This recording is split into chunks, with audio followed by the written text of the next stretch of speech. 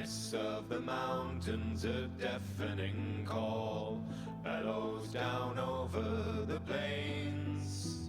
On a host of battle-worn ears it does fall, pushing out through the thunder and rain. These men of the north, they have suffered too long. The anger, it swells in their veins. Of the spirited roars of lost warriors, songs, distant echoes are all that remain. And my voice is my violence, clear the skies, frozen tears, and no more will be silent with this avant-garde song in our ears. And we stand tall, sons of the snow, we will not fall under these blows, for our hearts they are hardy, our spirits are strong, and our voices are lifted into this avant-garde song.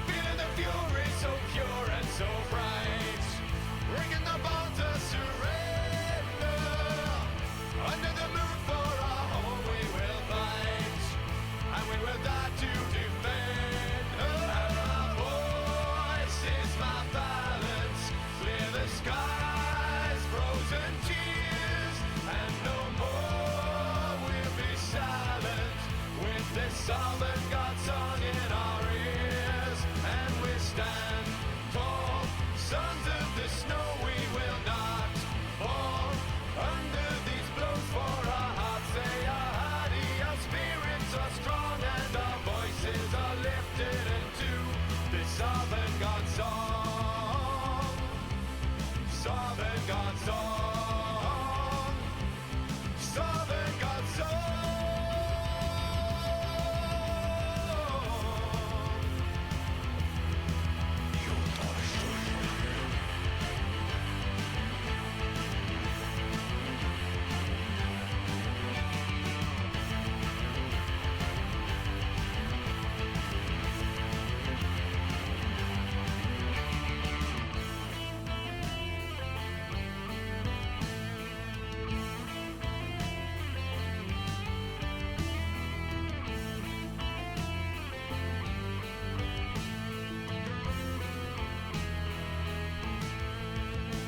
These perilous peaks on the rim of the sky, I move in the midst of the clouds drifting by.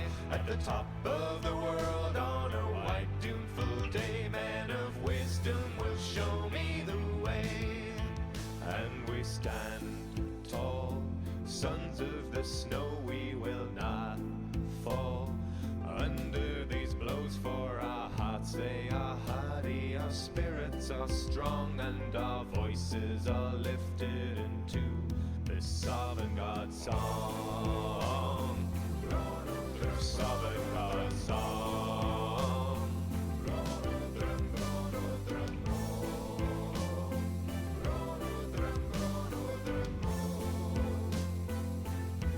This avant-garde song.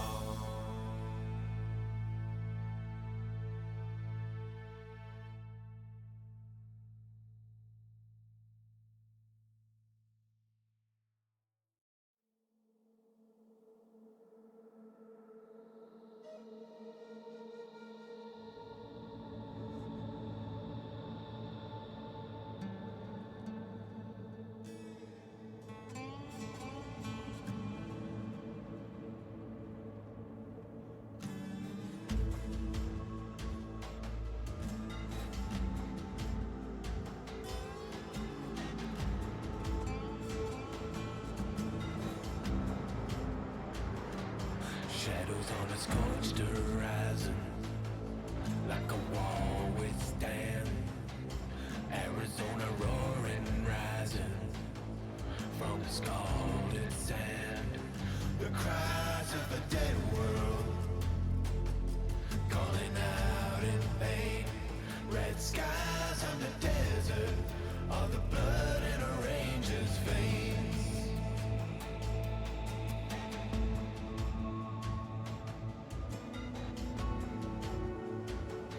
Static on a distant signal, gonna fade to wind. Iron in my blistered fingers, leather made my skin.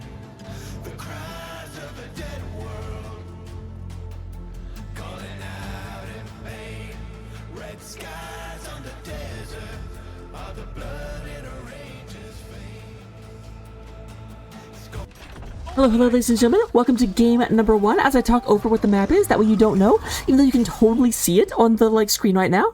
But we do go ahead and have game number 1. We do have Pepegas on ice, banning out Infernal Shrines and Towers of Doom because they are sick and tired of Infernal Shrines, and you know what? I am here for that. Meanwhile, Smoke getting rid of Dragonshire and Tomb of the Spider Queen. We are going to be starting off on Alterac Pass. Hello, Sarge. Hello, Sparhawk. I see you. Malby, Vanador. I think that's all Kartha. Yep, I did see Kartha. Anyone else I have not seen? Hello, welcome. Glad to see you. Let's get into the draft right quick. Look at me wearing orange. Christmas, or Christmas? No. Halloween. Goth Christmas Rocka. So we go in and have a Rhaegar being the first one banned out here on Alterac Valley. Brightwing is going to show up. Hello, Sparhawk. I noticed that, Malby. I'm very excited. Maybe we'll get Praxis. I certainly hope so. They're going to be watching the replay and they're going to be like, oh, we're jerks. We didn't give her Praxis. You know what? You're right. You didn't. Unless you did, in which case, thank you. We do got Genji. Genji is an interesting ban. Definitely. There's a Joselle. Hello. Definitely seeing Genji's very, very big on Braxis, speaking of which, because he can solo the boss very, very quickly with the Reflect build. But obviously, Genji is just a absolute pain. We have the Stukov coming out. Good old Stooky Dookie. First pick going inside of Pepegas on ice. Also, can this calm down? Usually it sorts itself out after it cycles through once, but it is just not slowing down. It is all gas, no brakes tonight. And I'm definitely here. Boom, there is Malby on the 50 streaker. Malby will never miss a stream. Eventually Malby is going to go asleep. I'm just going to do a 3 a.m. stream once just to piss Malby off. I wouldn't do that. That'd be a really jerk thing to do. Johanna is the first pick coming out of Peas. We do go and have the lad Anduin coming out for Laundry, and then Shonen. Shonen Jump, more like Shonen Burrow, am I right? Boom, got him.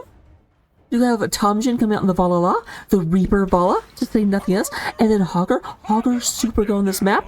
Hogger actually does bonus damage to the nulls, because all nulls are Hoggers to command. Not actually true, but it feels like it. He clears that crap like no one's business. I know, it's nuts. You know what? Go away, Ticker. We look stupid because I'm just all floaty right now, but you know what? I don't care.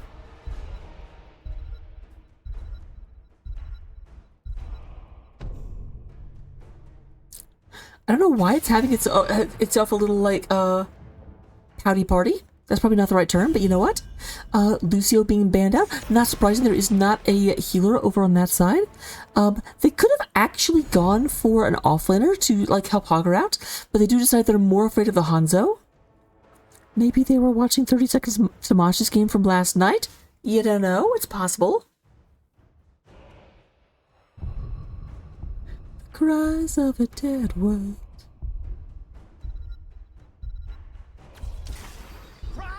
Okay, it's been a long day. I need a slightly more aggressive filter, I think.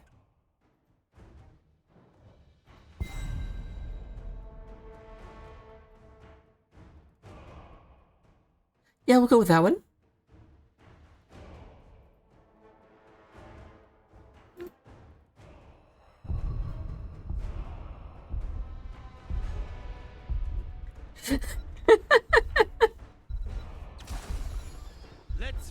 No, I know the banner was really upsetting. Ooh. We have White Mane. We have Thick Thighs Save Lives, the healer. Falstad coming out from Mesos as well. I love what she's my favorite healer in the game. I can't play her to save my life, but I really, really like her.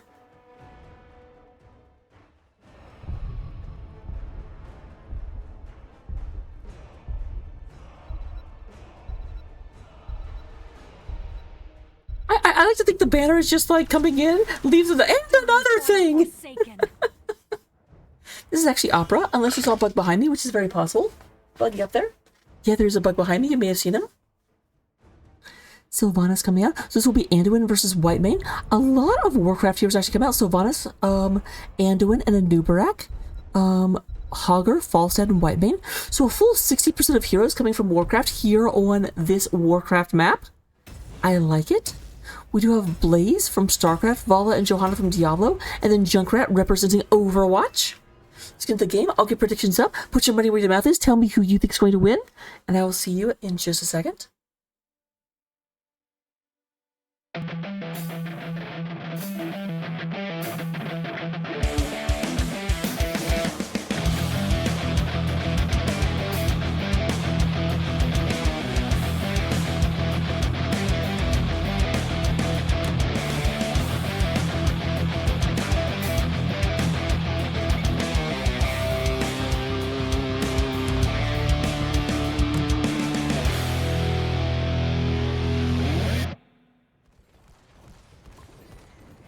Alright, here we go into game number 1, representing Pepegas on Ice, coming out of this here left side of the battlefield. We do have Tom Jin on the Reaper Vala. We do get Peas coming out here on LAPD Johanna. I don't think that's actually the term, but she's the police Johanna.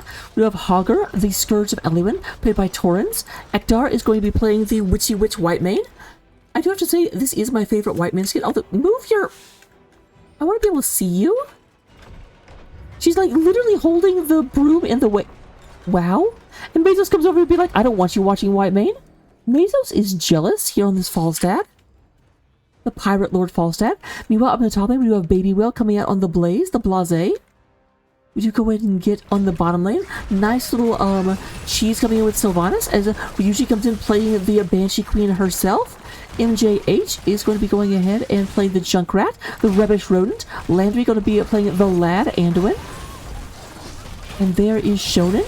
Shonen takes a lot of damage, does have to be pulled out by Anduin, going to be kept just fine. Everything's safely and tucked away. At the end of that, they get the bottom wall. They don't quite get the bottom tower. Actually, I have to wonder if someone misclicked and hit the tower. Because here's the thing, the vast majority of their attacks... Let's just, for example, go to Junkrat. Junkrat's like basic attack is 125. Would have been enough to finish that fort off. So I wonder if someone misclicked and actually hit the wall and actually did not get that. It's possible.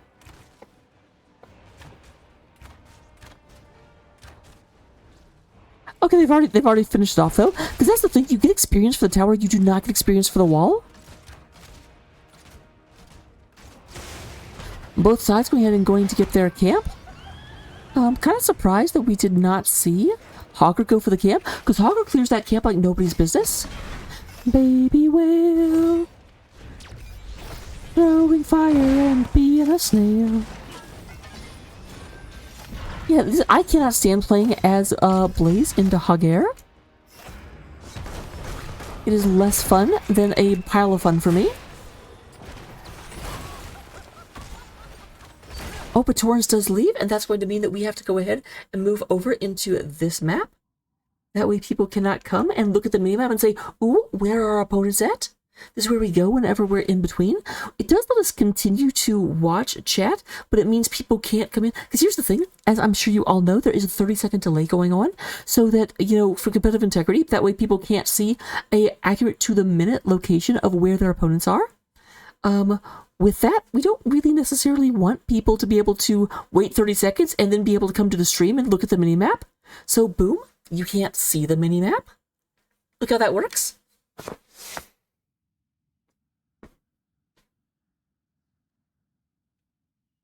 But looking at things thus far, We do go and have 9 stacks of Creed of the Hunter for Vala. Obviously, Creed of the Hunter, every 50 basic attacks, increases the Hatred's damage bonus by 1% up to 6%. We do go in and get Gathering Storm, up to 4 stacks of 30 already.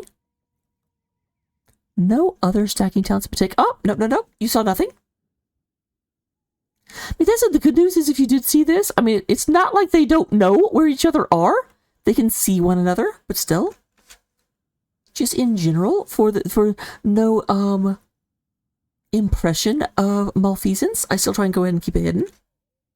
Look at this, we do go and have a Journal Stem Pack at level 1. Pretty surprising, pretty not surprising, that is the, like, clear build by the Banshee Queen. So, able to go ahead and, stack that power, not going for the percent damage, going for just a bursty build. Do go and get Legion of Beetles. Able to survive against the spell power of specifically Falstad a little bit better, with all these beetles coming out.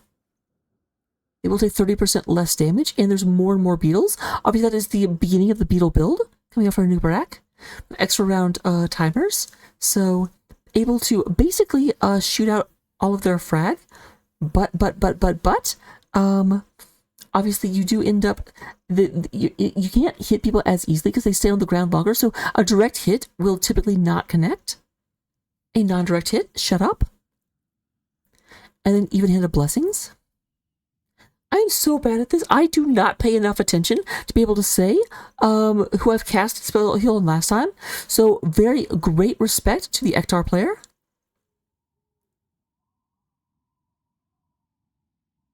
I mean, that is very true, but that's intentional. Like, I don't necessarily want, I mean, I guess I could be careful and be like, ooh, you went toward that. But even that, I'm not saying, oh, hey, here's where people aren't. And someone who's paying attention could actually be like, well, based on what she's choosing to show, I know where they are now. So we do go in and have on this side. White Mane does take Pity the Frail. Every hero hit with Searing Lash, lower the cooldown of Inquisition by 1.5 seconds. That is a really good talent for healing. And obviously, so Inquisition is her primary, like, beam healing ability. Those of you that don't know nothing about White Mane, can I bring her up? Inquisition is channel an enemy hero up to 3 seconds, dealing 56 damage every 1.5 seconds, slowing them. Use a stack of Desperation. But down here, you'll see it's the same cooldown. You also have Clemency, which is activated against Inquisition on an allied hero, healing them for up to 370. So as they hit with Searing Lash, and every hit of Searing Lash it's a cross, it goes psh, psh. That does actually mean that with this talent, you can lower the cooldown of Inquisition by 3 seconds. Inquisition has a cooldown of 12, so you can basically cut its cooldown down consistently by 25%. More if they're grouped up, because it is possible to hit multiple. Because it is potentially AoE, but it just depends on where the enemy team is standing. White Mane is one of my favorite heroes, because here's the thing. I'm just going to talk about White Mane for a second, if that's okay. So, White Mane's trait here, Zeal. White Mane's healing ability applies Zeal for 8 seconds. I with Zeal are heal 100% of the damage White Mane deals to enemy heroes. Or to heroes, but White Mane can't hurt her allies. So what that really means is that White Mane has a bunch of super weak, like this is 157. 157 is nothing in terms of healing. Just to compare this, the Anduin, Divine Star, does 146 damage to allied heroes in a big old path, so it can heal everybody. And then Flash Heal is for 315.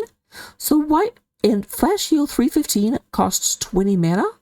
White Mane's costs twice as much mana for half as much healing. It's super.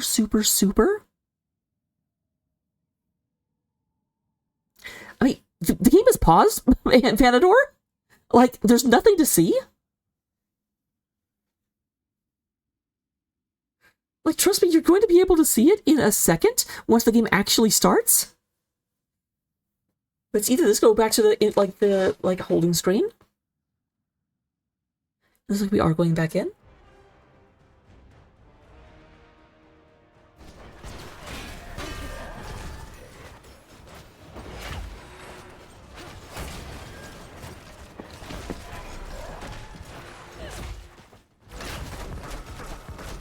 So then we have moving one back. A nice little exchange going on there. But yeah, so White Mage basically, as she heals her allies, she then is rewarded for damaging the enemy. Which I just love the concept. It's a sadistic healer. Let's go. Peas and Ektar are moving down the map.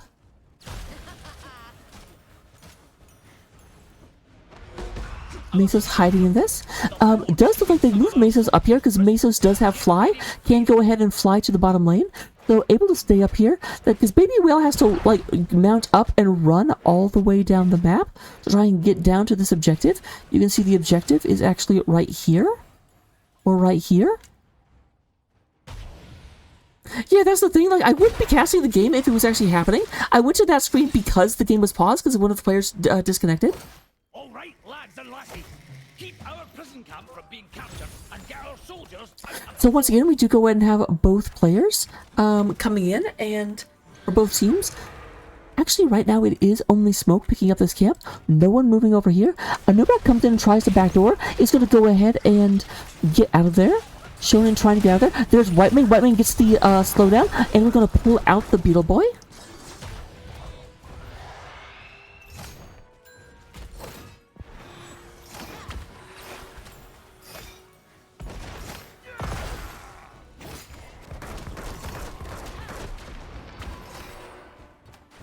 Alright, we are going ahead and moving in. Neither team ever move in. Right now, it does look like Pepegas should be being a little bit aggressive. They do have level 7s on their opponents, which is a talent tier advantage. Although, right as I say that, level 7 does come up. Yeah, the entire reason for going there, Vanador, was because the 30 seconds would elapse while the game was still paused, so it would actually be current information if someone came to the stream. As soon as the game starts again, I obviously will go back into the actual game. But yeah, if you haven't seen it before, I can understand why that might be a bit confusing.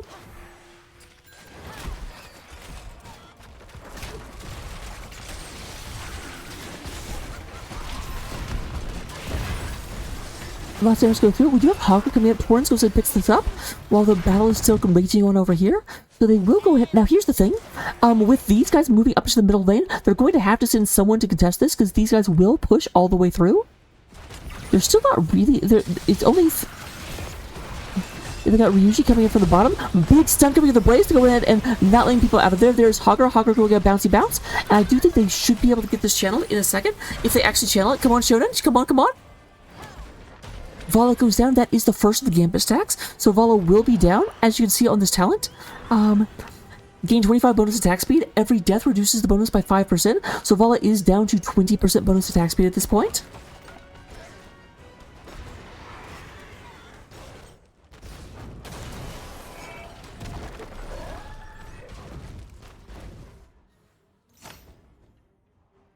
Mesos is moving up here, trying to go against it. I've talked about this before. My very first tank when I ever played on Car Crash Sounds was named Mesos, M-E-S-O-S, and every single time I say Mesos, I always just think of Mesos. So there is Baby Whale going ahead and hitting these guys through. But Ektar does get the channel through.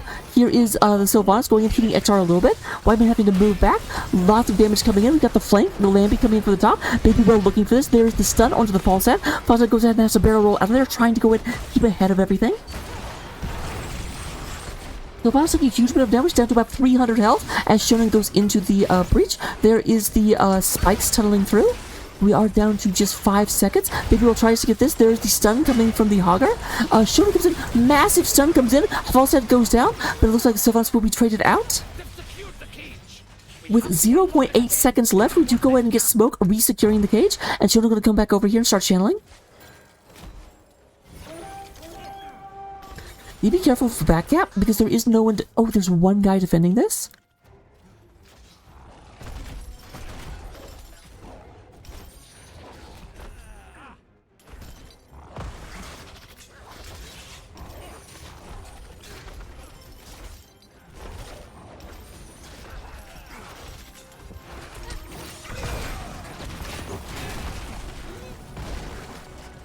I do have moving back, so both of them now, we were going to do a stalemate. Both cages have been locked again. So it's just a question of who can move the opponent off the cage. We are at the peak of level 10s, and Smoke will be the first one to get level 10. Bugger comes out for Blaze. We do have the Wailing Arrow to silence the entire enemy team.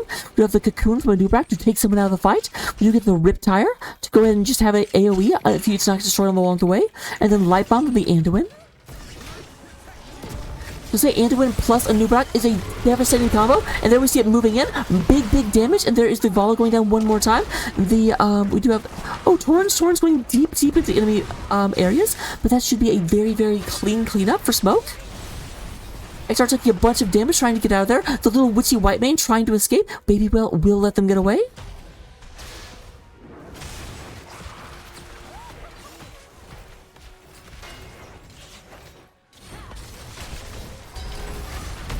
Trying to delay this as much as they can. I don't think they'll be able to do it. There is the channel, and there is the cap. And actually, Sylvanas gets the white mane as well. I did not see that come out. So with that, we do have the fearsome wolf riders of the Horde. Right now, they go ahead and release them from their captivity and immediately put them into battle.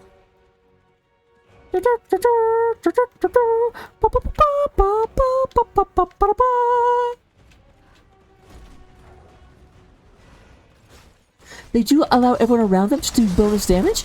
Makes a very powerful push. You need a concentrated defense, and it's hard to have a concentrated defense when they're pushing all lanes at the same time. We do go ahead and have the bottom lane is moving into an already destroyed fort. Only Torrens down there to stop that.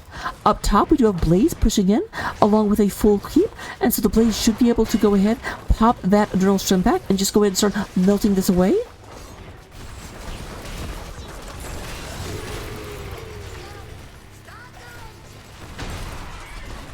And Star takes a bunch of damage going through. Start your engines indeed, with super low health, and that's going to be a Junkrat being taken down. But usually goes in and gets out there down to 200 health, and Sylvanas just barely survives. There's Mesos looking for it. Oh, great job on the Ryuji. Barely getting out of that hammering. Just go ahead and just barely survive it. They are still looking for this and not going to quite get any kills. They only end up with the one kill that they got on Junkrat. Our raiders fought with honor and died with glory.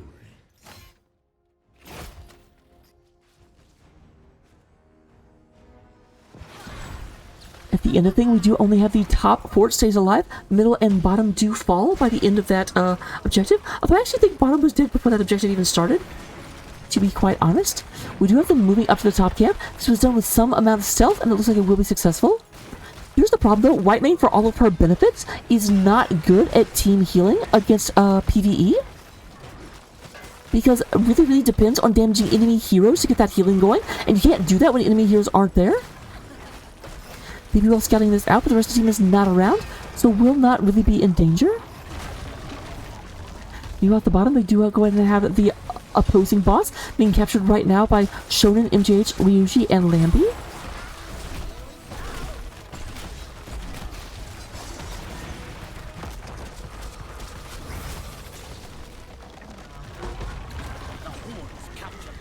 Also, I do have to disagree with you for a second, Vanador. She is not red hooded, not in the skin.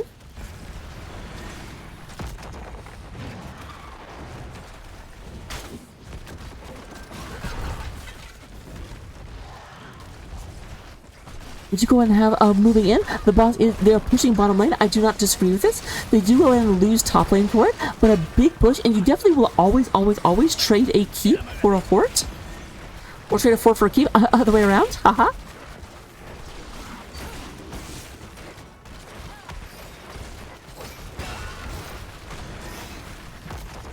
Lots of damage coming through. Would you go in and have 2 kills? One of them was on Vala. No, actually, it does look like Vala's died 2 times. Down to 15% bonus attack speed. To a certain extent, you do expect Vala to die over time. Like, no one expects to go into a game and not die at all.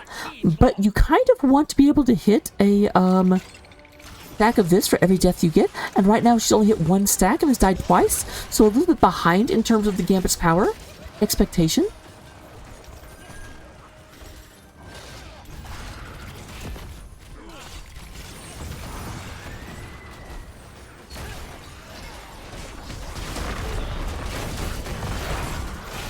That is very true. That is her default outfit. There's Shonen coming through, going ahead and burrowing out of there. Lots of damage going in. And we do go in at Pepegas on ice, moving forward, trying to go and get this taken care of. They are able to, once again, just barely stopping that. Both of these teams are really, really, really good at just barely stopping their opponents before they get the channel done. And there, Ektar starts the channel. We're at 40 seconds now with 3 defenders. That's how you know it's the second objective phase. First objective phase is 30 seconds with 2 defenders. Second one is 40 with 3. And the third and last one.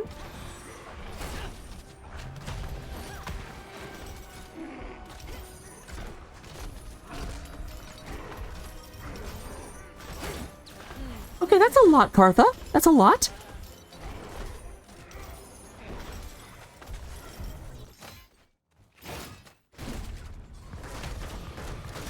Shonen tries to go in backdoor, not gonna be able to. They do have to move back, and once again, both teams to go ahead and stop the other ones, with just a little bit left. Oh, but there, once again, Tom just take a bunch of damage, having to get out of there. Does barely escape. Looks like with about 300 health, and this will be a finished Wolf Rider thing, but that may not matter as we do it. Junkrat goes down, Bunker drops, Blaze going in and getting in that. Lots of damage coming through. The false ad is released. Stun onto Shonen. Shonen goes ahead and stop Wolf out of there. And they will go ahead and just lose the Junkrat. Rubbish Rodent goes down one more time. One more time. Meanwhile, bottom lane, though, there's a big wave coming through here. And I do think False is trying to clean this up. I don't know if he can save it. So it'll be very, very close to going down regardless. Will it be able to stay up? The answer is it does not matter because the Wolf Rider will get it if this does not.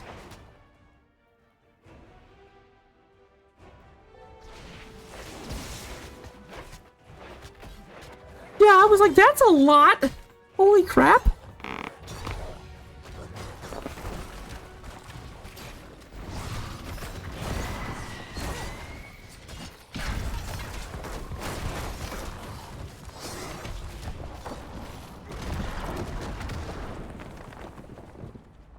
So there we go real quick.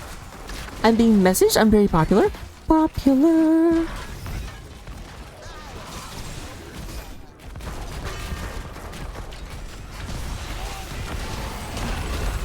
Oh my gosh, great Wailing Arrow coming in here, getting a lot taken care of. We do go in now. Violet goes down one more time. Junkrat comes in, catches Ektar as well. There's just a massive push coming in here. They've taken out the bottom fort. Now here's something that's different about this map. Generally speaking, every map, the core is invulnerable until you take out one of the surrounding keeps. However, on this map and only on this map, the core actually gets armor for every remaining keep. So right now with 2 armor stacks, the core is going to take 40% less damage. As this keep goes down, that will go down to 20% less damage. As another one of the shields drops off. With all 3 shields, it's actually at 100%.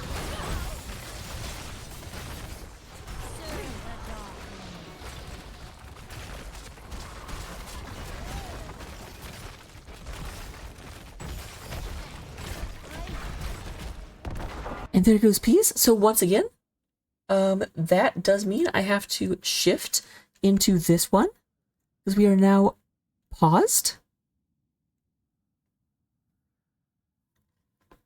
But this time I don't actually have anything to talk about. So I'm going to go ahead and go into the in-between screen. We will be back whenever we have the game resuming.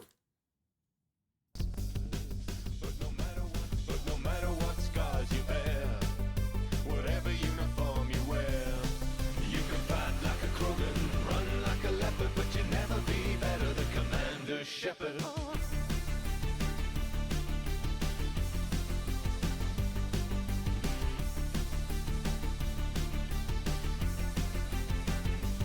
In the citadel's halls, inside the shining walls, hear the stories from Earth. Fighters wanna prove their worth. Solarian science, smothered in idiom, about to stimulate an scanning for iridium. But one tale holds every mind enthralled. 'Cause no matter what scars you bear, whatever uniform you wear, you can fight like a Krogan, run like a leopard, but you'll never be better than Commander Shepard.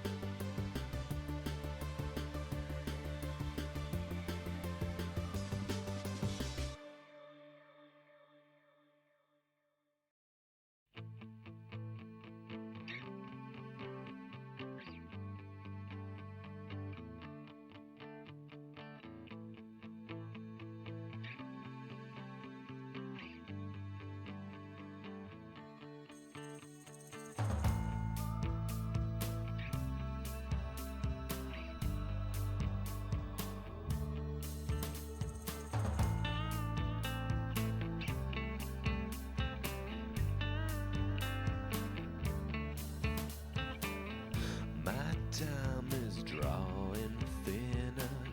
I'm just a tired old sinner.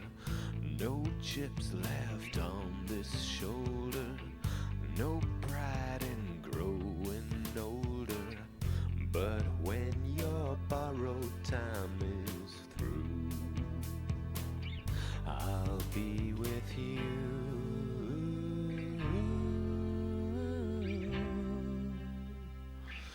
Redemption Blues.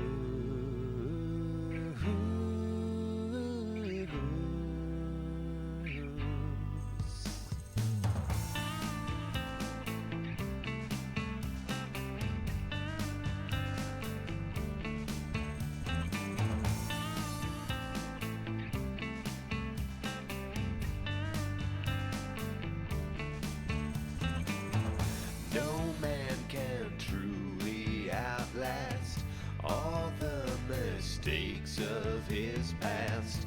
There's no haven here for me that's safe from my memories.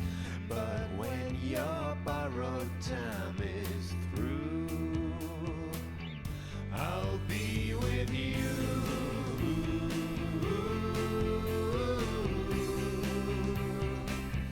Redemption Blues.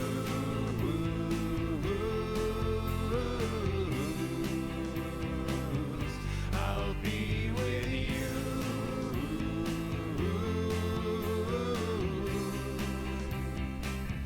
Redemption Blues.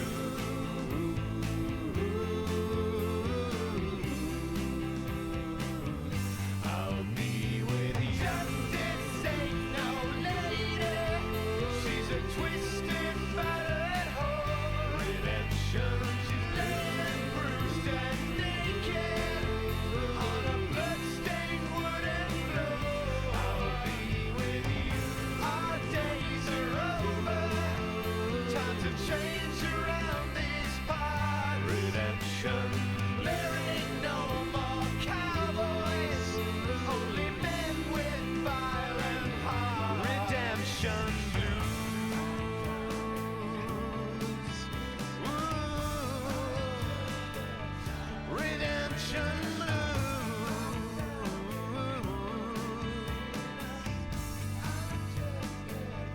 Redemption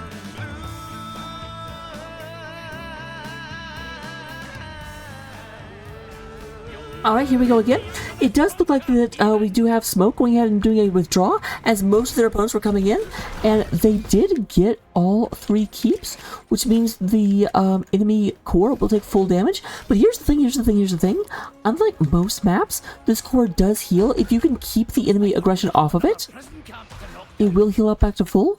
But because of that, it also ends up having a little bit less health than most cores. It dies very, very quickly if pressured compared to a majority of cores because of that self-healing property.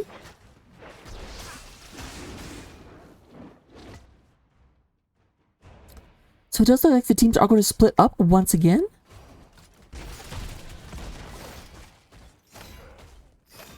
time for some action. If they want to start moving in and take this, they need to hurry, because their opponents are already on the bottom camp.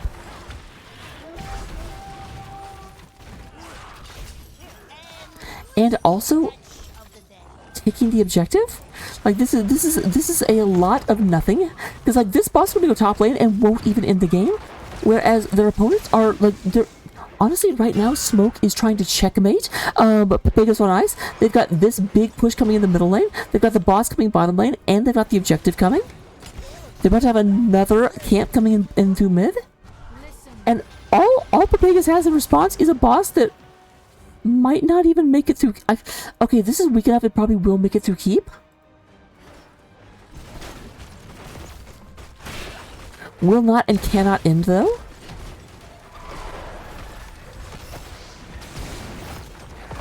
Brace yourselves. The Horde raiders will be here soon.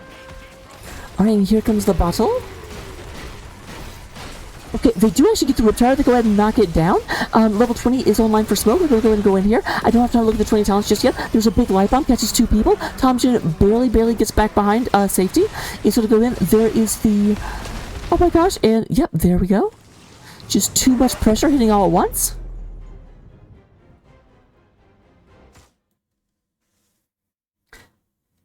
Welcome back once again. Studio Gaming 212. You're just here for the end of game number 1 as Smoke. Very, very, very even game early on, but man, once Smoke started getting traction, the smoke was coming out of the back of their tires because they were just moving down that raceway because they ran away with it once they got going. At the end of the day, it's still 4 kills to 8, so it definitely was not unsurmountable for Pepegas on Ice. Do go and have in terms of damage. Ryunji comes in with 55,000 damage. Junkrat coming out with 40,000. And then the Torrens coming out with 36,000. Looking at Ektar, in terms of healing, we do have 70,000 coming out of Ektar.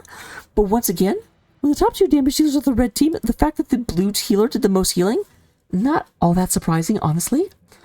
You know, again, not to say Ektar didn't do well, but also not to say that Lambie didn't do well. There was just more for Ektar to heal, so the fact that Ektar healed more, kind of what you would expect. Looking at the Soak, we have 14,000. A little bit of a Soak advantage for Hogger. Torrens doing 14.5 versus 14.1 from Baby Whale. Talent-wise, we got them. We don't quite make it to level 20 for Pepegas on Ice, but looking at Smoke, we do get the full array. And Blaze does end with the Glob build, double bunker, and then the clear. So with that, I will see you in game number 2. I will pay out a lot of money to Joselle, it looks like. Malby just donating some snickerdoodles over to Joselle. Went very, very, very heck on Pepegas on Ice. And Malby got Zamboni'd, it looks like. Womp womp.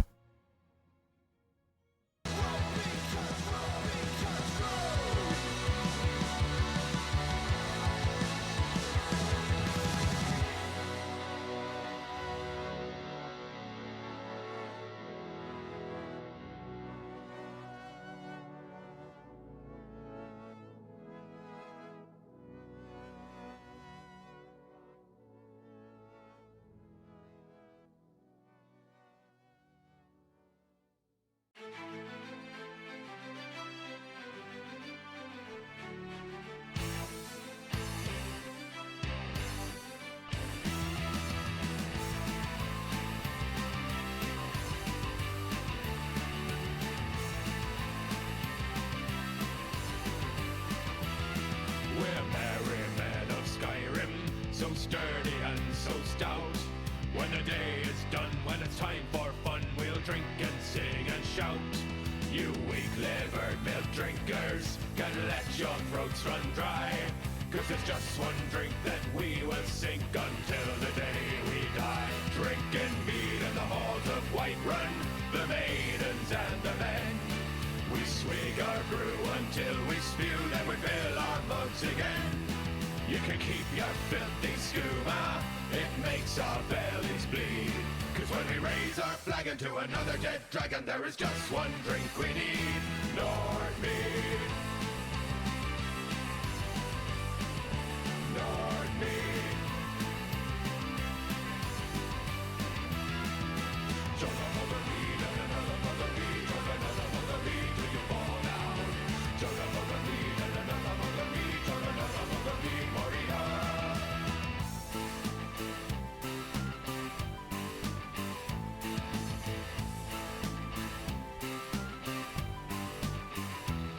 After the long hard days of hunting and of war, our throats are tired and thirsty and our bodies drenched in gore. But we won't waste our evenings feeling tired and feeling spent. We perk right up when we breathe in that wholesome honey scent. That's Cyrodiilic brandy, too fruity for these tongues. You can keep your fancy Alto wine, it tastes like Harker dung. Balmora Blue tastes great to you, but here we like it plain. Just fill my mug with a mighty jug of honey, heart and grey. Drinking mead in the halls of Whiterun, the maidens and the men. We swig our brew until we spew, then we fill our mugs again. You can keep your filthy skooma, it makes our bellies bleed. 'Cause When we raise our flag into another dead dragon, there is just one drink we need, Nordmead. Nordmead. Nordmead. Another mug of mead, another mug of mead till you fall down. Nordmead.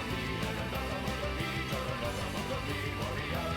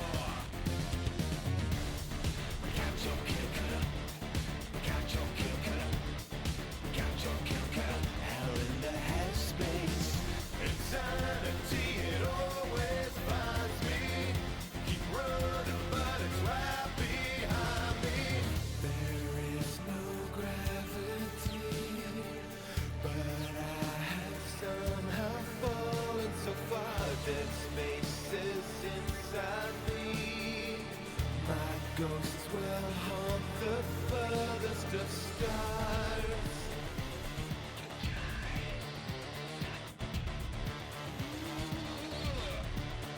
Hell in the headspace, hallucinate. Flesh of a dead race, eviscerate. Dead metal always pervert the tools. You know they'll always subvert the rules. Come on then. Look out your kill cutter. Look out your kill cutter. Look out your kill cutter. Hell in the headspace. Insanity, it always finds me. Keep running, but it's right behind me.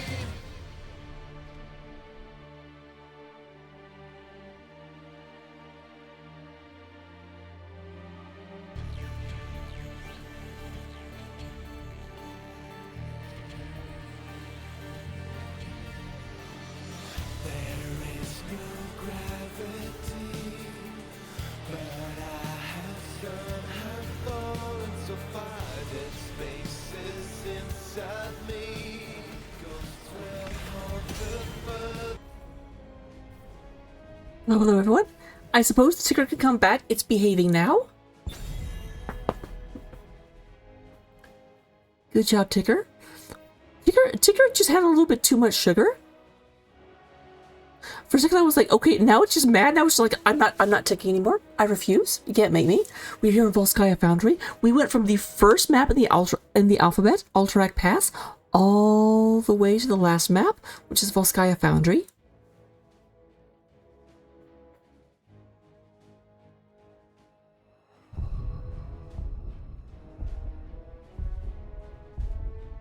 So how we go? Would you go and have the Volskaya? The Volskaya? Volskaya? Stukov once again being the first band. I do have to wonder how much Pepegas will change their bands. Because very, very normally you will see the team that wins the game number 1 largely keeping the same band.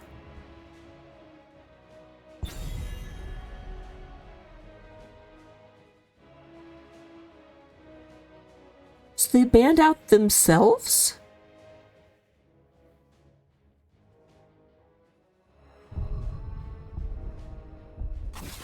Like, the one thing they changed was to ban out one of their own heroes? I mean, obviously they're playing a strategy that does not revolve around Bavala. That's not inherently the weirdest thing. But just after game number 1, that is not what I would expect. I mean, they're just getting rid of all of Kartha's favorite heroes? I think that's actually Pepega's way of telling Kartha to simmer down on main.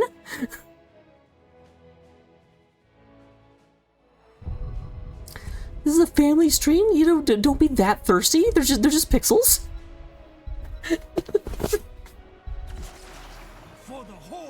So Johanna is the first pick from Shonen. I do feel like that is a reversal. I feel like last game, Johanna with the other side. We're going through, because yeah, we had a Nubarak on Smoke's side. Then we get the Anduin Win. Anduin Rin. So they are separating those? Well, no. Because yeah, because we have the Light Bomb and Noob combo on the other side. So that is, at least that was a complete reversal up until the Kael'thas came out. Kael'thas was definitely not played previously. We do go and have Kael'thas showing up though. And I've got to say, so far every picked hero is a blonde. I don't know that that will continue. I almost guarantee it won't. But it's interesting.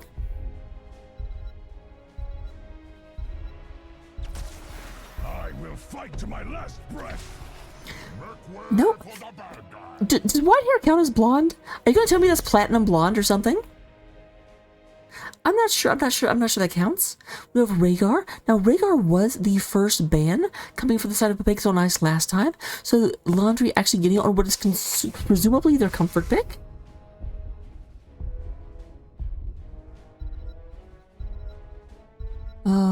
And then of course the Zul'jin.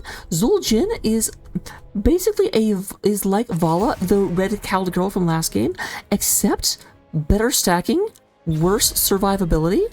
I mean, like, Zul'jin has some buttons to heal himself, has some buttons to not die for a brief period of time, but doesn't really have an escape. So if you catch Zul'jin out, it's very, very, very difficult for him to actually get out of jail free.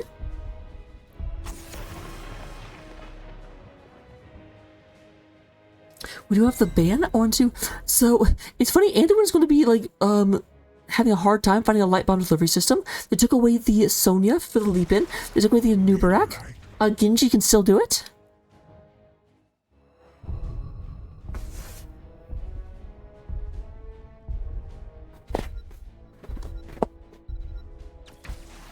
Blaze is not as good a light bomb delivery system, though Murdoch could get the job done. Like, anyone that can move on the battlefield relatively quickly is able to get that light bomb in there.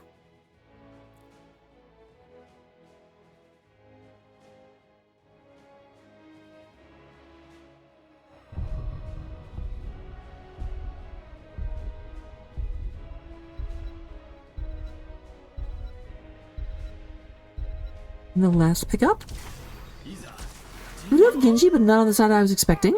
We do have Genji coming out for MJH. And then Baby Whale going to be on Hogger. I think that is Torrential Blaze, Baby on Pogger. Same matchup we saw last time. Hogger was winning it in the 1v1, but I do think Blaze can be potentially a lot better in team fights. None shall flee my grasp. Now, that's interesting.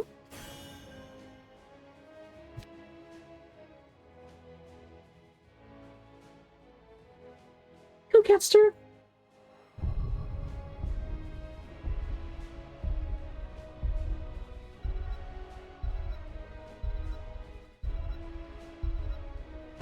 I'll get the predictions up.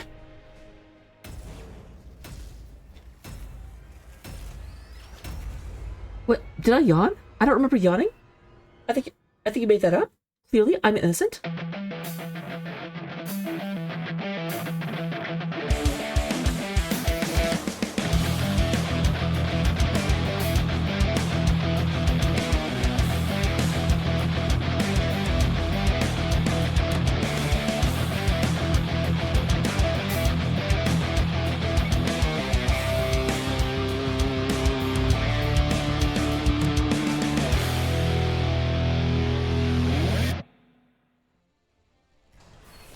And here we come into game number 2, ladies and gentlemen. We do go and have Tom Jin playing the Candy Cane Murden.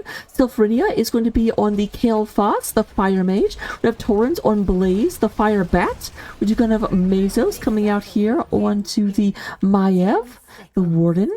And Ektar will be playing the Lad, Anduin Rin. They are your blue team. They are the Principality of Punishment. They are Pepegas on Ice. Meanwhile, representing the other side of the battlefield, we do go and have MJH playing Genji, the Cyborg Ninja, also known as Grey Fox from Metal Gear Solid. We do go and have Ryunji playing Zul'jin, the Axeman.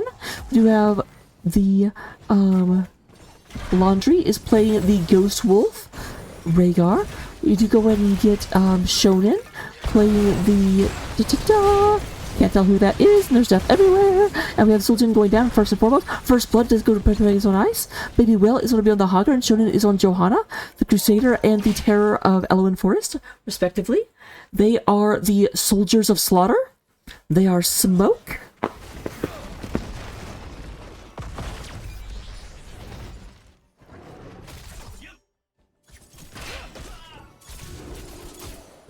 Yana yana yana ye yana bana de yana na na ne yasarayata watataya ware ayetseyo.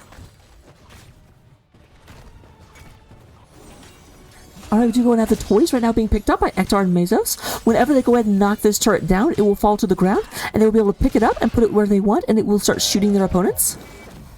It's a very loyal turret. Once you prove your might to it, it'll be like, okay, I will murder for you.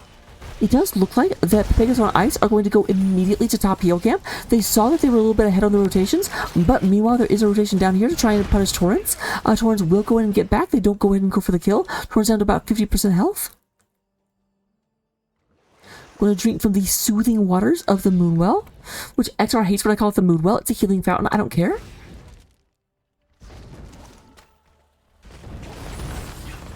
Well, Malby, that's mean. We won game number 1, you jerk! You can't be mean to them! I get it's a Mortal Kombat joke, but it's a mean Mortal Kombat joke! So for those of you that do not know, particularly since we have Soul Jin in the game, and Soul Jin's not a hero we see very often, Soul Jin does have Recklessness. So at being below 75%, he gets 10% spell power. Below 50%, his basic attack speed damage decreased by 15%. You want axe? Every 5 basic attacks against heroes permanently increases basic damage by 1.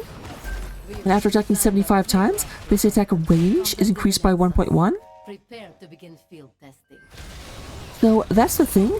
The more he's able to keep just throwing axes, the more his axes do. He scales kind of infinitely.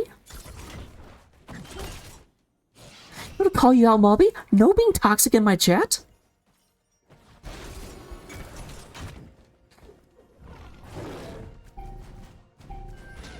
I got one person talking about like enslaving players, which is weird as hell. Take control of it to pilot the mech.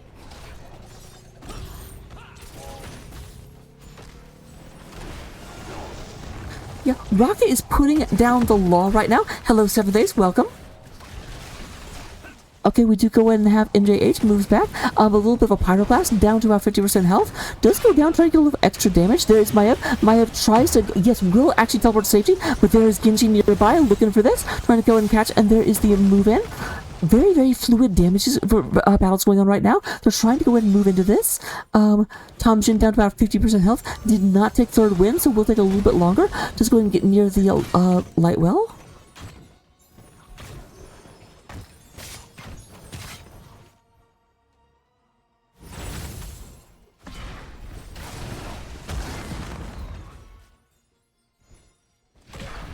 It's funny how I just ignored it in game 1 and then game 2 when it wasn't even continuing. I'm like, I'm now going to talk about this. We do have Shonen. Shonen moving back. There is a lot of damage on his. Oh, Syphilia. Nice job. MJH goes in and takes out the Fire Mage. The Fire Bat going in and get out of there. Baby Will takes a decent bit of damage. There is Shonen coming in, trying to engage, getting a little bit of a turnaround. But keep in mind that Pepegas on ice are outnumbered right now. It is 5 versus 4, so they don't want to move out too aggressively.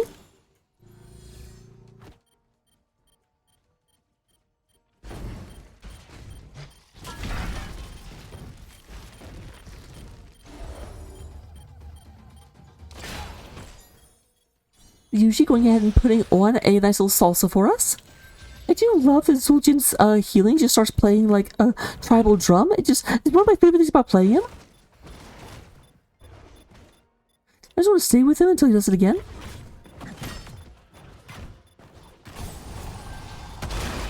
There's the contestation still. Just a bunch of damage. Soul Jin not up here. Massive Pyroblast coming out of Syphilia. Syphilia catches 1, catches 2. Shonen trying to get the heck out of dodge, and we'll have to dodge out of heck. We will go ahead and have this being taken over by Pepegas on ice. This should be enough to get them up to 100% and get the first Volskyan Protector.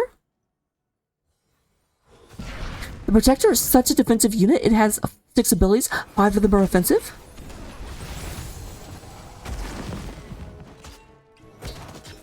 Level 10s are online now for Pepegas on Ice, as we do go ahead and get the Phoenix coming down, as well as Containment Disc, Light Bomb, Bunker Drop, and then Avatar.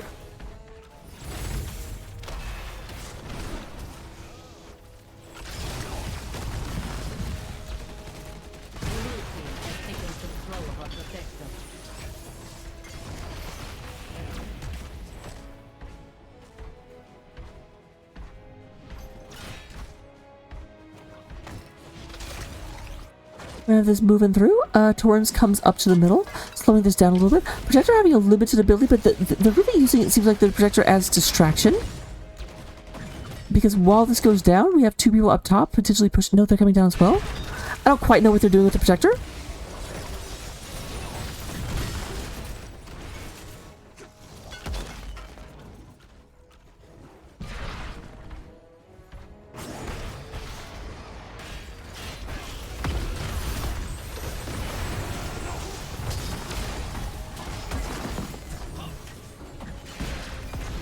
Oh, Shonen, did you take...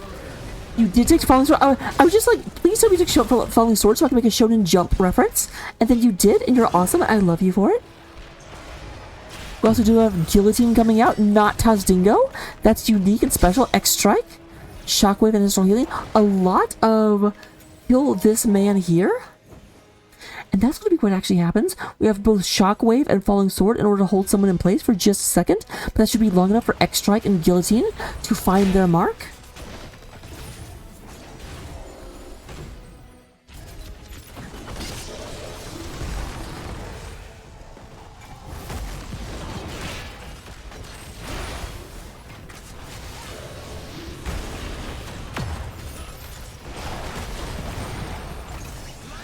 There is the Falling Sword and the X-Strike. Catches a lot of people. X-Strike goes ahead and goes down. There's Genji looking for stuff early. Will not get her. But Maiev, not quite so lucky. Maiev goes in and gets taken on out. Oh, she's taken on out.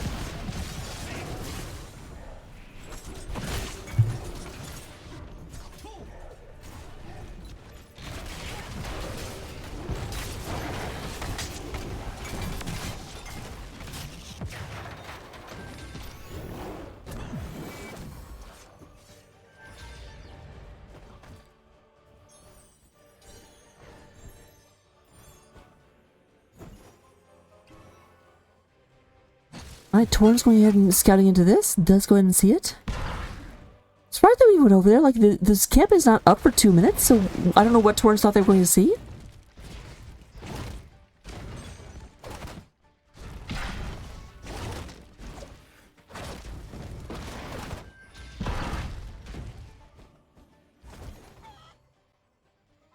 Having trouble staying grounded? Hero slain.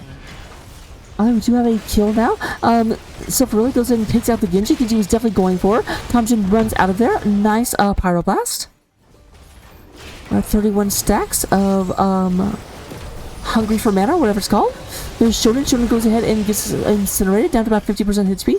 Mesos has to go in and pull back. What is that actually called? Mana Addict. There we go.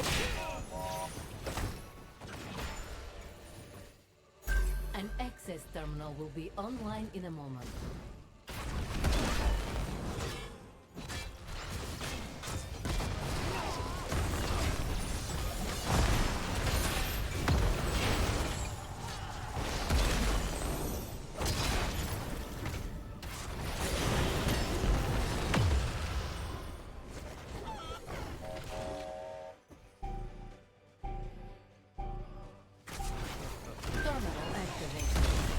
Control of it.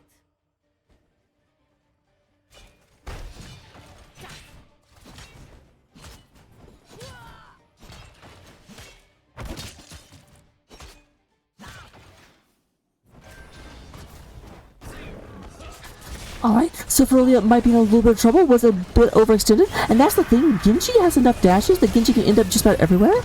It does go ahead. I love that Mesos went in to try and save Sephirolia and might be dead themselves. Genji is just a pest, but it does look like, yes, Mesos goes in and gets out of there, and this might actually be really bad for them. Light Bomb comes out, and no. They actually do not get the kills they want. Ekdar goes down, Mesos very nearly goes down. Not the kills they were really looking for, as a double kill is picked up on the side of Smoke.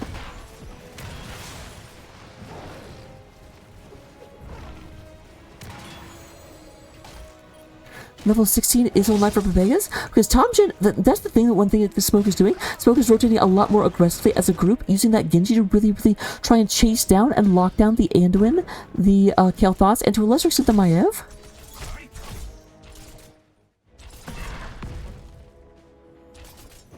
Torrens isn't as afraid of Genji. Got lots and lots of armor. Does see Baby Whale over here, but the rest of the team is not nearby. And they have decided, let's go ahead and take down the structure. Our opponents are distracted. Let's go ahead and try and get this knocked out. Get some catapult pressure, and they will get it, I believe. But at what cost?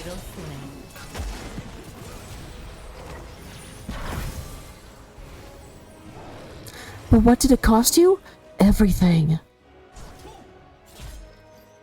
Okay, maybe not everything, but that was a 3-for-0 or 3-for-4 team wipe.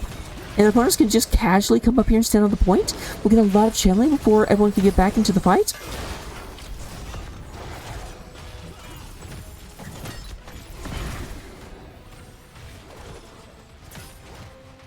But actually, no. They go and take down top fort. They're not going for the channel. I was almost like, did they forget the channel was up? Baby Will figured it out. Or not?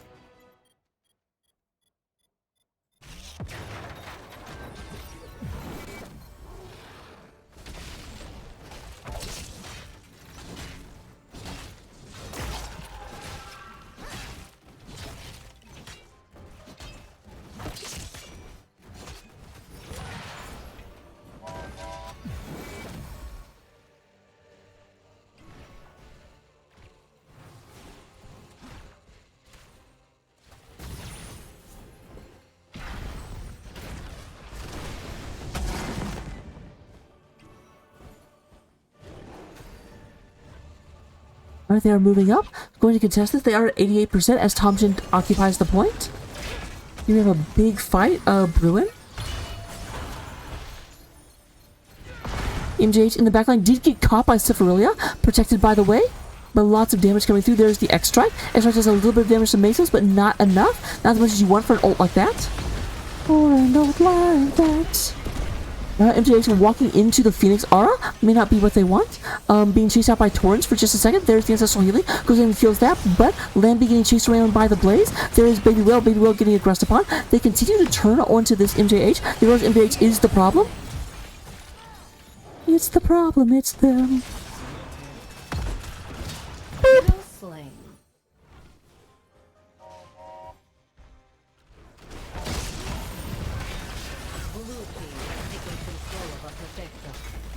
No, actually it's the red team, but good job. Good, nice attempt. I'm proud of you.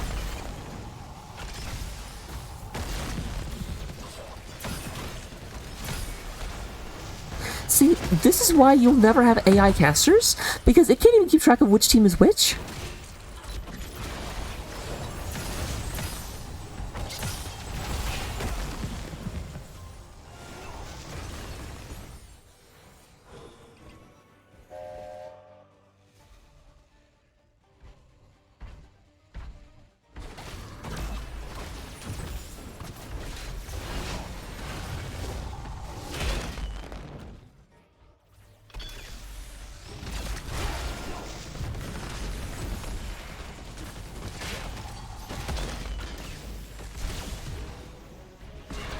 Lots of damage comes through. It looks like they will get the protector taken down.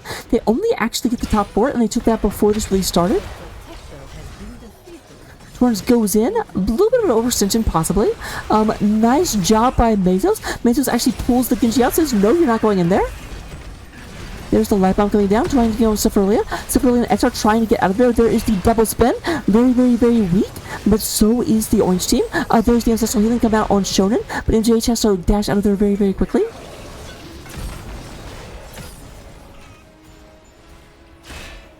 MJH is fearless, and is going to be fearless all the way to the bank, it looks like. You're going to have a lot of damage coming out of here.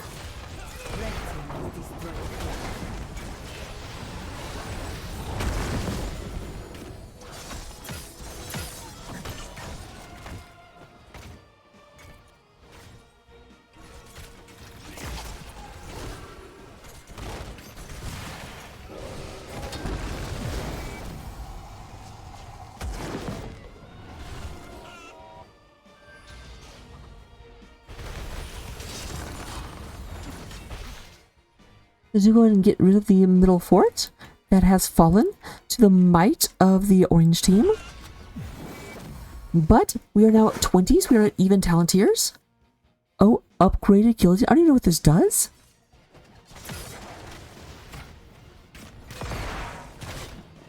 Interesting. So guillotine becomes a roller derby. And gosh dang it, okay.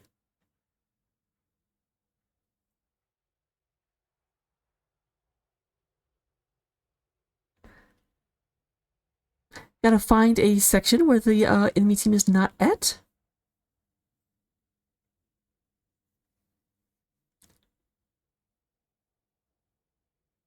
So, I'll be right back whenever the game resumes. Because honestly, I just want to watch this game. I don't want to analyze it. Stick to what I'm good at. Time will buckle and bend. Child of the profane, tied to the great chain. Forlorn faces running from the cold regret. Empty spaces, something that I can't forget. All I wanted was to wish the past away. But at times the cruelest ruler that we all obey.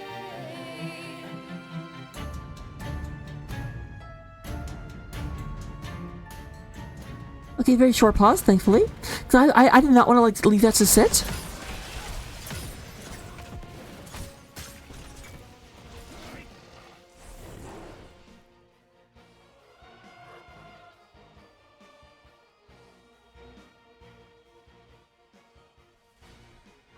There's Thompson coming around, looking into Shonen. There's a bit of the MPH goes in, right into the middle. Big Unstopper comes down. There is the falling sword.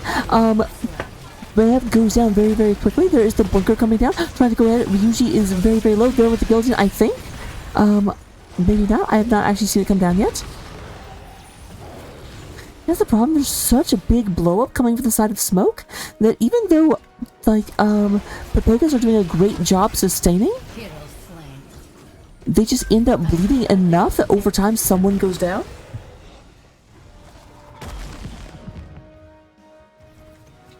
Genji was a great pickup here. It does look like that the Pepegas are having a very, very hard time really figuring out how to deal with him.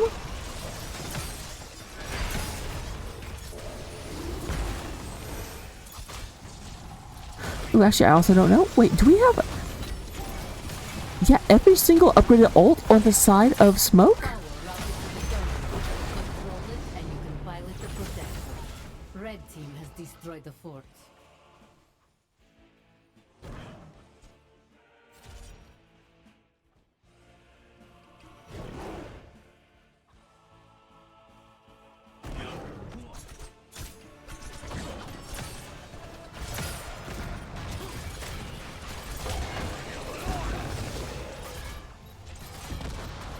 They're actually going for bottom fort this time. Now keep in mind they got the top keep, which does mean there's continuous catapults coming in here and hitting the core.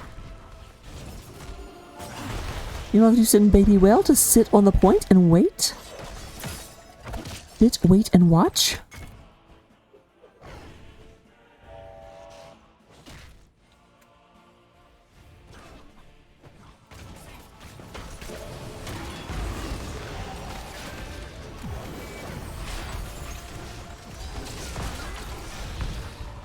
There's a stun on the Hogger. Hogger goes in and gets hit by the Power Blast as well. Just go ahead and move back. There's the Phoenix coming out. Phoenix does get used on that engagement. Falling Sword also on cooldown for 25 seconds.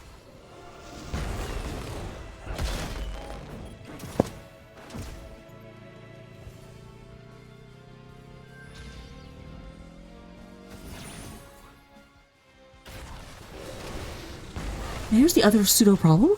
We are now late enough in the game that the Protector can start to become a bit of a liability because 2 heroes get inside it, and that just means that the surviving team can actually engage 5 versus 3 in the Protector, and the Protector does not always fight, or does not often fight as well as 2 people do. Like, it's good for the extra armor, it does lots of damage to buildings, but against the enemy team?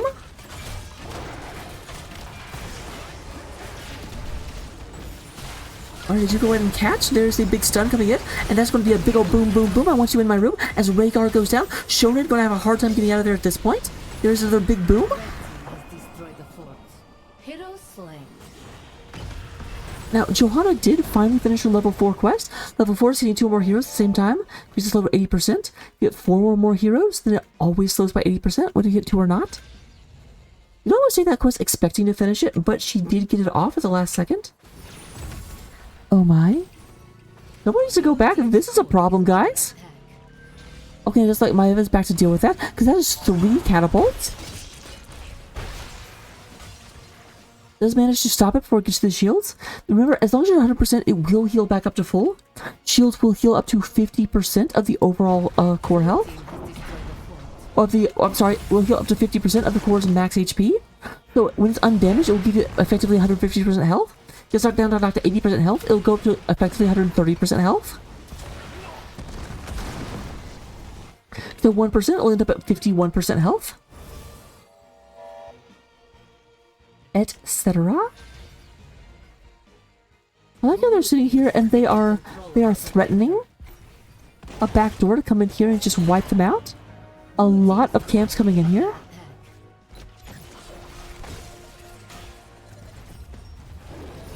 Ektar Mesa's trying to defend this. It is a race. Right now this is going down, but the Protector is moving on to the core, and they've only got Shonen back here trying to defend it. But meanwhile, the core is only down to 87%. This may not be what they want necessarily. They're getting pushed back. And the Protector is so good against buildings. They're trying to race against a Protector. Oh, but that may have been enough. They went in and got 2 of them down. 40%. Okay, I do think this will be won by the time of smoke in a very, very close end game format. The smoke does end up winning the match 2-0 domination. As always, let me go ahead and take us into the interview. 1 second, everyone. We will go dark for just a second.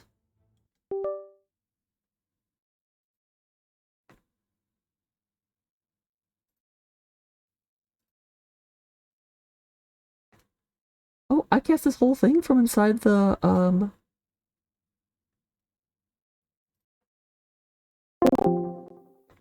inside the coin flip channel. Whoops.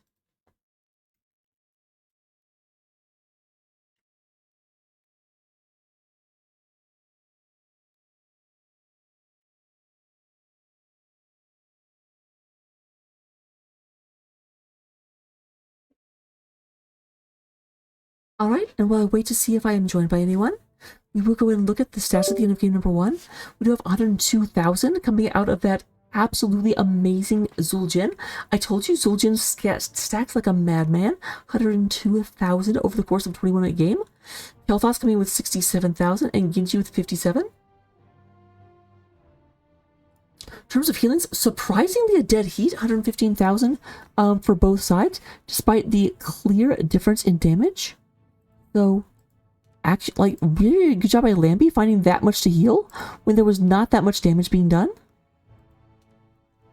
And then looking at the side of Soap, we have Torrens. You guys are always making me go find your own Discord. Weirdos.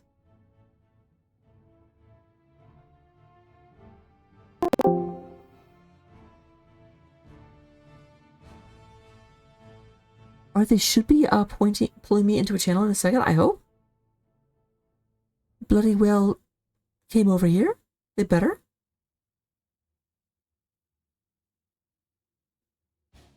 Da, da, da. There we go. Hi. Hello everyone. Welcome. So, first of all, obvious question, how are you guys feeling right now? Good. Electric. Second question, I saw you guys Discord streaming when we walked in. How dare you not having people watch my stream? My bad, I wanted to watch. No, you're absolutely fine. I'm just giving you a hard time.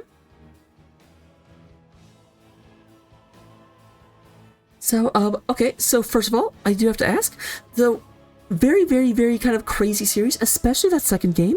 First game, it really felt like it was very back and forth. Neither team was really able to fight off the other one effectively until around level 10, and then you guys just started running away with the game.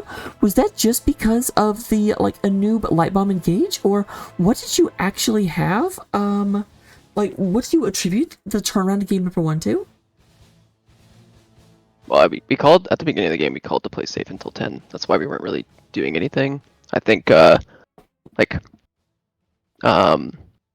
we had a lot of good ults, so there's no sense like fighting unnecessarily and getting potentially down levels before your win con comes up. Well, that definitely worked out. So I don't think you ended up actually dropping an objective, although it came very, very, very close. With the fact that I think you guys had the false start in game 1 after they? They did. They did.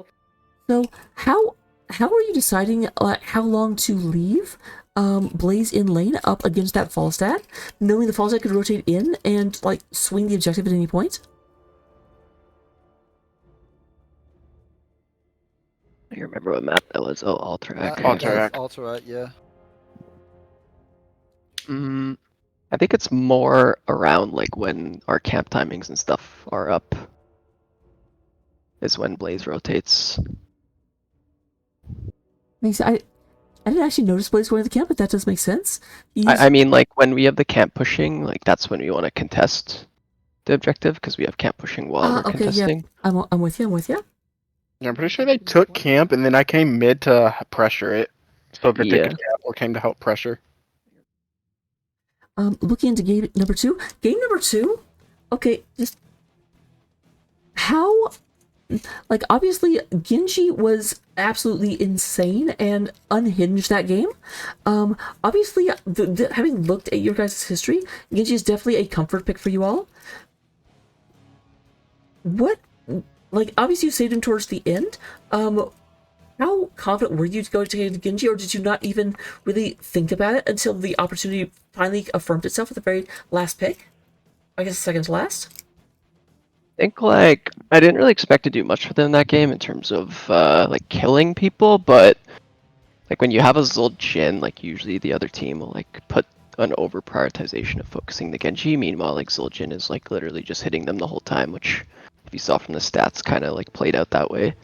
Like the whole goal of Genji there is like draw their attention away from the Zul Jin, who like unfortunately misclicked his ult, so he was very killable. I wondered about that. I'm like, I was very much not expecting to see the guillotine. So that Neither was I. I don't think any of us were. Yeah. So yeah, I did definitely notice that. It definitely felt like Genji was almost like the when I go back into like being a wee little Raka, and like my brother's just like, I'm not touching you, because Genji would go in, and Genji was dangerous, don't get me wrong, but a lot of it was just like, I'm nearby, pay attention to me. Yeah, exactly. So, were you at all concerned with that last pick, Maiev? Because Maiev is not a hero I run into very often. Yeah, she's scary. Yeah. Yeah, Maiev immediately just put a frown on my face, so shout out to all the Maiev players out there. I do have to say, number one, shout outs to Sephirolia, but also shout outs to you guys, because early on, there were just the flame rings that were hitting like 3 of you, and you guys really started kind of adjusted to that. But early on, I was like, oh, this is going to be a whole different game, and it very nearly was. But the actual question, and I granted that was just an aside, but how nervous were you? Because I was scared for you at the end of the game whenever you were pushing into core, and you got it to like 88% by the time they had gotten through your keep and through your shields. Yeah, I think it's definitely a nervous moment, but I don't know. I was ready for game 3, worst case scenario. Yeah. Definitely worked out. And my last question for you. Why did you guys choose to name your team Smoke? I know this answer, but I always like people let people talk about it. We were part of RCL. Psycho decided, or made a team named Smoke. I ended up taking over and just kept the name. Fantastic. All right. So those are all the questions I had for you. Let me turn it over to you for any shout outs you might want to give. Shout out to the other team for playing. Our coaches, Moon, Fade, both have been killer. Our subs have always been super helpful, and just everyone in general. Whole team did great. Oh, here you sound like Echo? That was weird. Okay. So, very much congratulations. Very nice job on the domination. I'll be the first to say, based on the way those two games went, I am not positive if you played this team 5 times, you would get 5 dominations. So, well fought, but be careful on the recoil. But with that said, I'll go ahead and let you enjoy your after party. Don't do anything I wouldn't do. And with that, any parting words before I close it out? Yeah, shout out Raka for streaming the game. You're awesome. I do my best. I am feeling way better today. I definitely had a period where I was under food poisoning. I tried to cast last night. I do not know how well I did. But It was good. I enjoyed watching it. But I also liked watching it in real time too. well, that's fair. But regardless, thank you for the game, and I will see you guys in the next one. Yeah, good luck in the Nexus. And with that, let's go ahead and see who all is online for us to go over and do a raid and a hello to. For those of you that always check to my streams, you can go to bed, finger quotes, early if you want. Because this is the last cast of the night. I don't have one coming up at 11. But I went to the wrong website.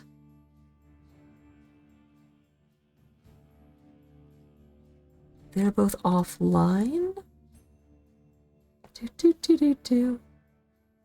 Yeah, everyone was casting at 9. It looks like everyone is done now.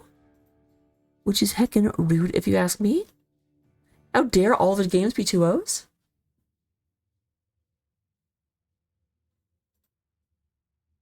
So you know what? We're going to go say hi to OGGO. OGGO is in Division D and is one of my friends, so I'm using my clout and having us go hang out with him.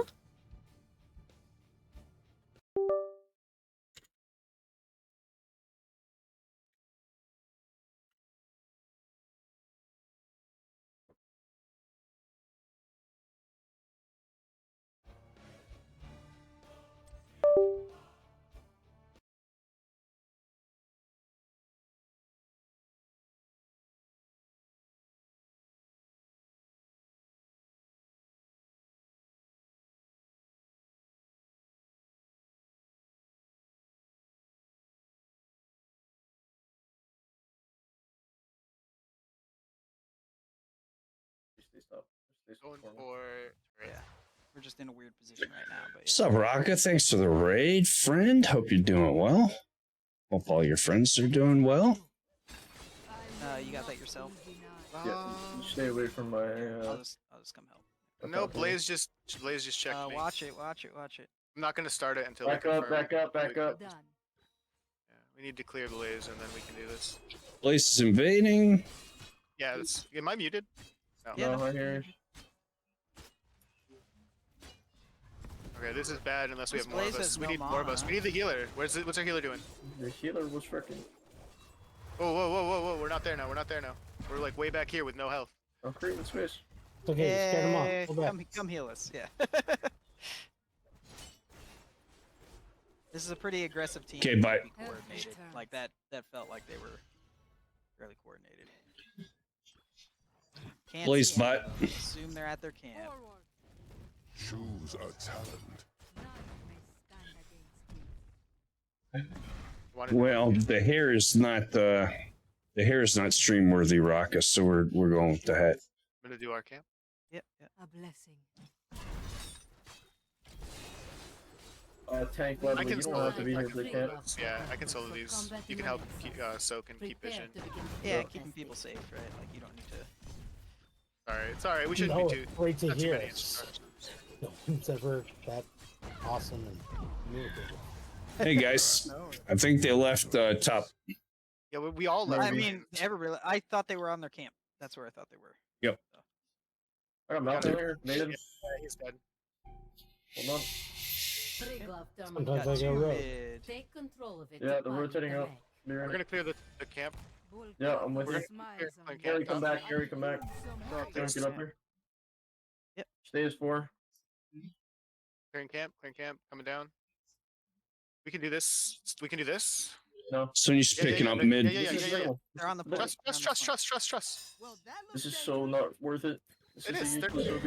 What What are you talking about? This is a terrible OBJ, and it takes forever to get it. Anything is better than the first or second OBJ. We can brawl. We're referring to the heal.